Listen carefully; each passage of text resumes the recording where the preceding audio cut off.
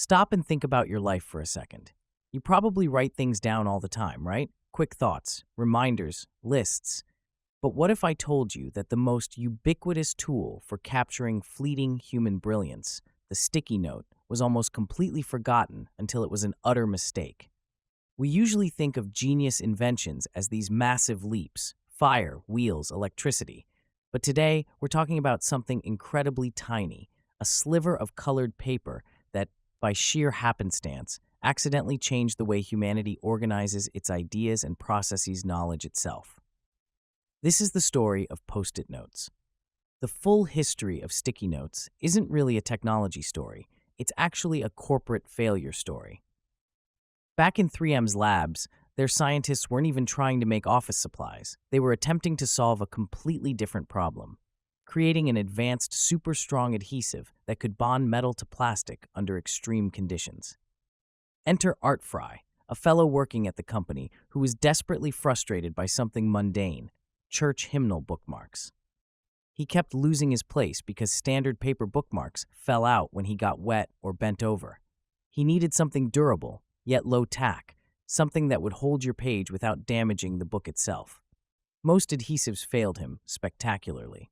They either ripped the paper apart or they were so incredibly strong they ruined whatever they touched.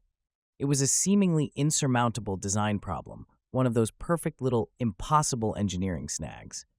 And this is where the accidental breakthrough happens, because 3M researchers stumbled upon something truly bizarre: a weak, reusable adhesive residue. They realized that by combining certain materials, specifically a low-tack acrylic polymer and some specialized paper backing, they could create an adhesive that was powerful enough to stick, but gentle enough to peel off cleanly without leaving a permanent scar behind. Talk about genius born from sheer frustration. The initial product wasn't marketed as a sticky note. It was just a piece of scrap adhesive they couldn't figure out what to do with.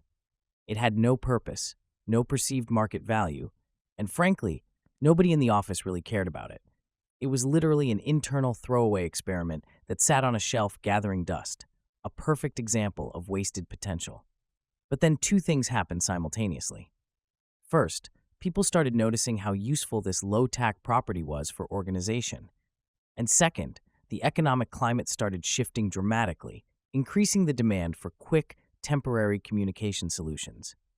Suddenly, the throwaway, scrap adhesive had a magnificent purpose. This wasn't just about writing reminders. It fundamentally changed how people worked. Before Post-its, if you needed to organize a complex idea, say brainstorming an entire business model, you were limited by permanent tools: whiteboards that get erased and lost, or notebooks that only hold linear thought patterns.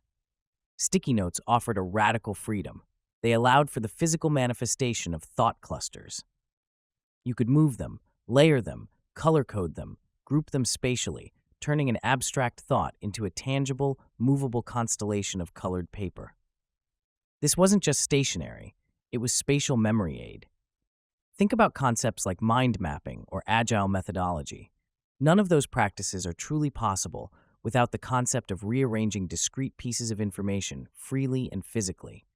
The sticky note is the physical cornerstone of modern, collaborative, non-linear thinking. It liberated the brain from the constraints of the straight line. But here's where it gets deeper.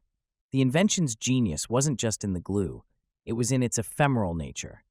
Because you knew that whatever was written there could be discarded, recycled, or moved without consequences, people started to think bigger and bolder. Permanence is often intimidating. It demands rigor, commitment, and deep thought. The sticky note says, don't worry about it being perfect, just capture the idea right now. This low-stakes environment was revolutionary for creative industries, helping normalize rapid prototyping of ideas, the ultimate sketchpad for business strategy. We use them in everything from surgical planning to architectural drafting. In a modern hospital operating room, small notes can track vital changes in patient status that need immediate attention, allowing a team to keep dozens of variables visible and accessible at once. The tiny piece of paper becomes the organizational nexus for life-saving complexity. And let's talk about corporate culture. Before this invention, idea management was often hierarchical and rigid.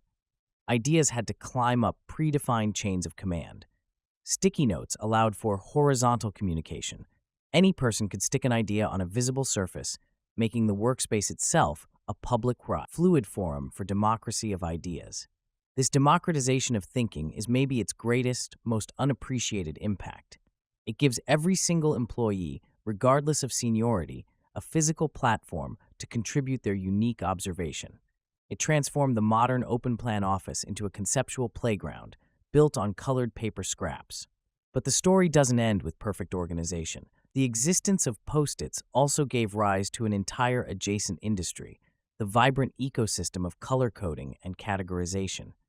This wasn't just about finding a new adhesive. It was about establishing a whole conceptual language system using limited resources. If you want to track 3 different teams working on one project, instead of relying on messy bullet points in an email chain, you assign them colors: blue for marketing, yellow for design, pink for legal.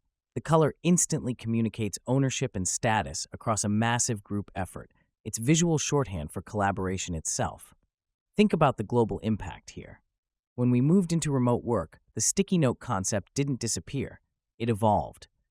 We see its digital spiritual successors everywhere, digital whiteboarding tools like Miro or Mural. But even those sophisticated apps are modeled after the core principle of the physical Post-it: temporary, movable, easily reconfigured data points.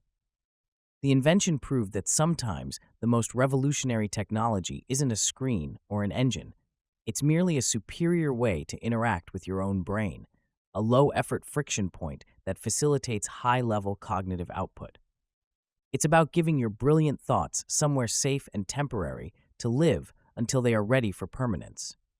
So the next time you see those little squares of colorful paper, don't just see a place to write down your grocery list. Recognize the scientific failure that gave birth to an organizational revolution. See the accidental catalyst that changed how we think in groups and how we manage complexity on a personal scale. It's a brilliant reminder that invention rarely happens by plan. The greatest breakthroughs are usually just little moments of what if, arising from someone being frustrated with something utterly normal, like a hymnal bookmark falling out of a book. From solving the trivial problem of bookmarks to structuring multinational corporate efforts, sticky notes embody accidental genius. They stand as one of history's most profound examples of realizing true value, not where you intended to use something, but entirely by accident. What overlooked invention do you think changed everything? Was it the zipper? Maybe the combination lock? Let us know your theory down in the comments below. We always love a deep dive into an obscure piece of history like this one.